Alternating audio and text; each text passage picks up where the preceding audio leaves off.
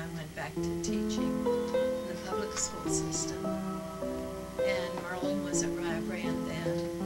And we found out that I was pregnant again with Alan. And so he was born on graduation day, May 24th, 1970. And we always wondered, really, Alan had not been planned. And we always wondered why we had a child so late. And later on, when we found out why. In 1976, Lonnie, who was 19 years old, was killed in an automobile accident. And if it hadn't been for Alan, probably we wouldn't have gotten through that. Because they always say a death in the family will either bring the family closer together or separate them. Yeah. With Alan, we had to devote all of our time and energy into him. Steffi was old enough, she was on her own and studying nursing at the time. And so that's why we think Alan did.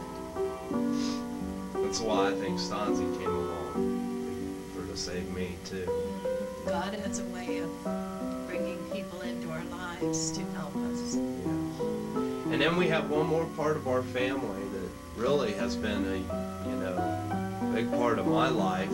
That's Kevin Purcell, Steffi's husband. What can you tell me about your feelings about Kevin, how much he's helped us? Well, Steffi and Kevin got married in 1979, and Alan was a ring bearer in their wedding. And I always remember him coming down the aisle at the end of the wedding, saying, what was it he said? Get the champagne poppin'. And we all thought that was pretty funny. He said it right out loud as he was coming down the aisle. But Kevin's been a big source of strength in our life, in Alan's and my life, and Merlin's. He's a wonderful person, a Christian person, and he's been good for Steffi.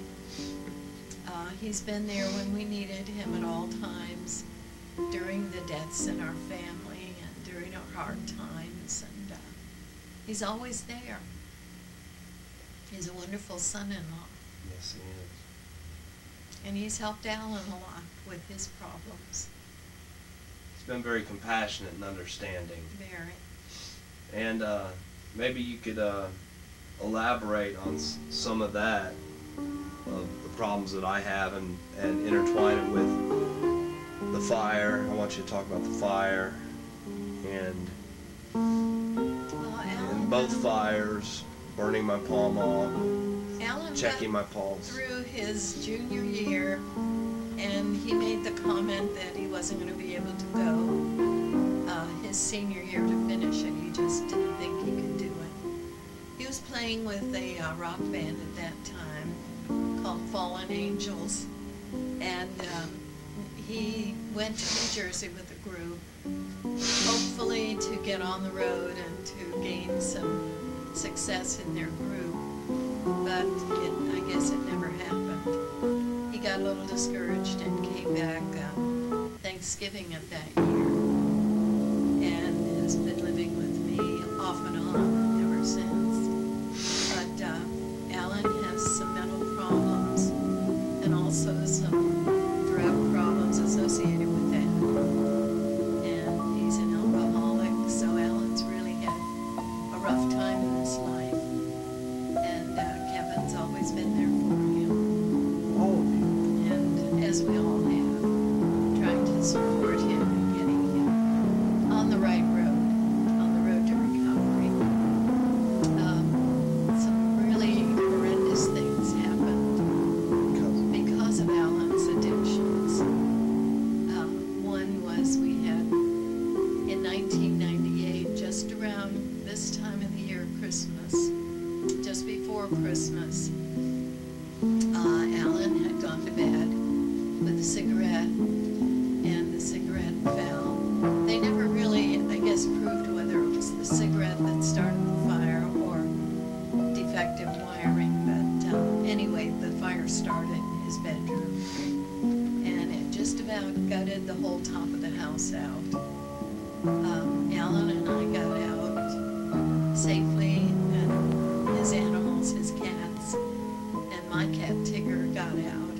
We had really 4 or 5 cats then at that point, and we put them all outside that night, except for one that did get caught in an upstairs bedroom and died. But, and that was pretty horrendous for us.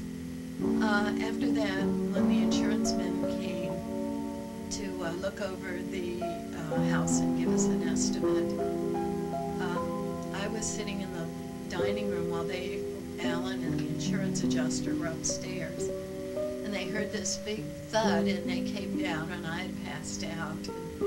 Evidently had a heart attack, so I was taken to the hospital, and to make a long story short, had a pacemaker put in and stents to open the valves of my heart. After that, I was in an apartment for several months. Well, first I lived in Athens for about a month with Stephanie and Kevin, then went into an apartment, then finally in the spring of that year got back into our own house. And then Alan decided he wanted to live on his own, so he rented an apartment, and lo and behold, he, I don't know if it was under the influence of alcohol or drugs, but he fell asleep, and he was cooking something on the stove in this apartment, so they had another fire. And I happened to read about that in the paper, and That's when I didn't come home. Alan didn't come home after that. He went somewhere else off in the woods. So all in all, with Alan's problems, we've had some major difficulties and financial difficulties. But through our many friends and family, we've gotten through it, and through the help of God,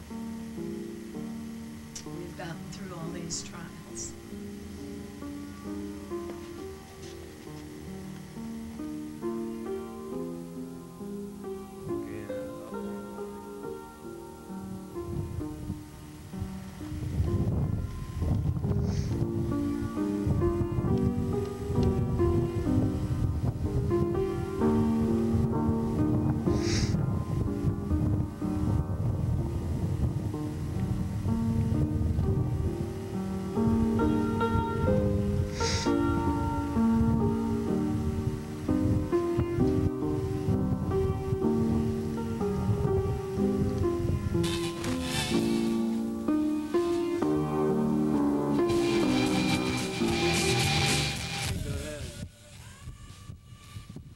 In 1986, Merlin had to go into the hospital for heart surgery.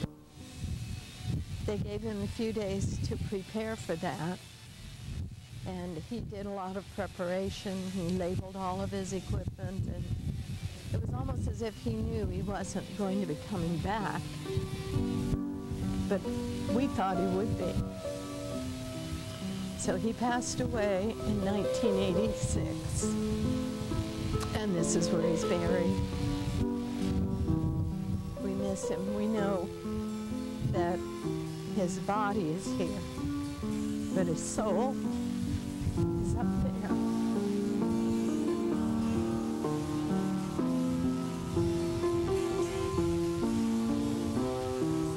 Do you want me to go into the memorial concert? After Merlin died, all of his friends got together, and Ed instigated it, being one of Merlin's closest friends and a colleague, and he put together a memorial concert which brought all of the past members of any group Merlin had ever directed together.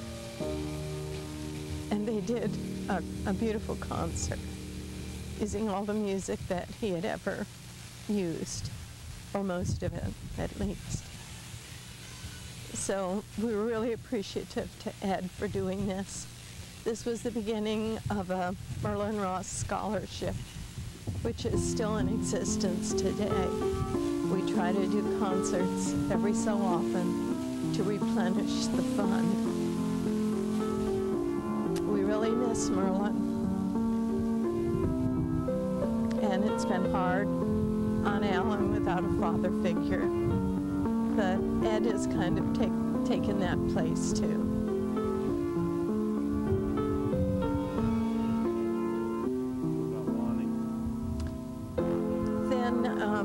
Before this, in 1976, when Lonnie was 19 years old, she had gone through a hard time in her life trying to decide what she was going to be doing. And she finally decided that she would take her LPN at Buckeye Hills and then go on and get her nursing degree. But she had just gotten started in that in September, and then in October she was in a automobile accident with a semi-truck carrying dynamite, and it was at the intersection in Rio Grande where Buckeye Hills and Rio Grande meet, and that was when the old highway was there. She was in a VW and she didn't have her seatbelt on, so she was thrown out into the road and had serious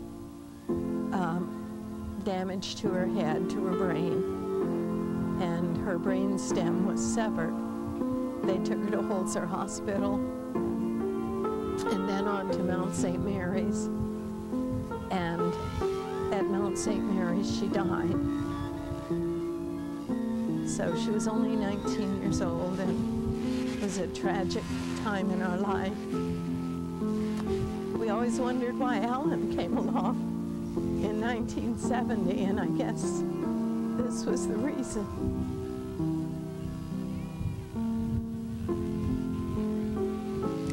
That we could concentrate on him and